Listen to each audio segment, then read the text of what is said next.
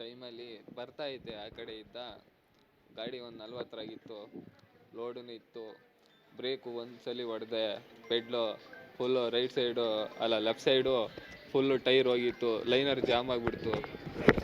First ಒಂದು break ಹೊಡೆದಾಗ avoid ಆಗಲಿ ಅಂದರೆ ಒಂದು ಬ್ರೇಕ್ ಹೊಡೆದಾಗ ಅದು ಜರ್ಕೊಂಡು ಹಂಗೆ ಹೋಗ್ತಾ ಇತ್ತು ಗಾಡಿ. ಇನ್ನೊಂದು ಪೆಡ್ಲ್ ಹೊಡೆದಾಗ ಫುಲ್ಲು ರೈಟ್ಗೆ ಹಿಡ್ದಿದ್ದು ಲೆಫ್ಟ್ ಕಿತ್ಕೊಂಡು ಹೋಗ್ಬಿಡ್ತು. ನಾವು ತುಮಕೂರಿಂದ ಮೈಸೂರಿಗೆ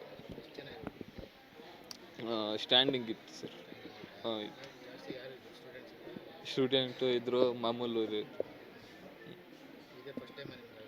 ಹಾಂ ಫಸ್ಟ್ ಟೈಮು ಸರ್. ಇಲ್ಲ ಸರ್, ನಮ್ಮ ಅಮ್ಮನ ಸತ್ತೋಗ ಆ ಥರ ನಾನು ಮಾಡಿಲ್ಲ.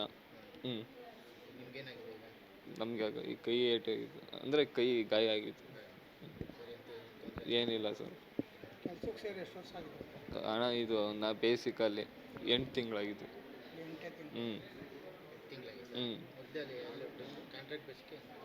ಎಲ್ಲಿ ಪರ್ಮನೆಂಟ್ ಇಲ್ಲ ಅಣ್ಣ. ಮೊದಲು ಎಲ್ಲ ಇದೇ ರೂಟಲ್ಲೇ ಮಾಡ್ತಾಯಿದ್ದೀವಿ.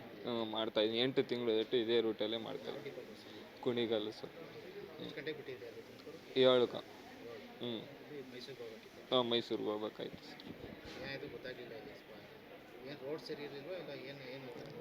ಸರ್. ಬ್ರೇಕ್ ಪ್ರಾಬ್ಲಮ್ ಆಗಿತ್ತು, ಲೈನರ್ ಜಾಮ್ ಆಗಿದ್ದು, ಲೆಫ್ಟ್ ಸೈಡ್ ಟೈರೂ ಹೋಗಿದೆ.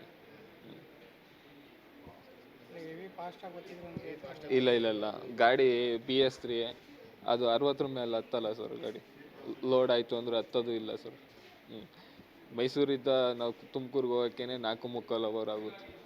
4 ಮುಕ್ಕಾಲು 5 ಅವರ್ ಆಗೈತೆ. ನೆನ್ನೆ ಹೋಗ್ಬೇಕಾದ್ರೆ ನೆನ್ನೆ ಹೋಗಿದ್ದೀವಿ.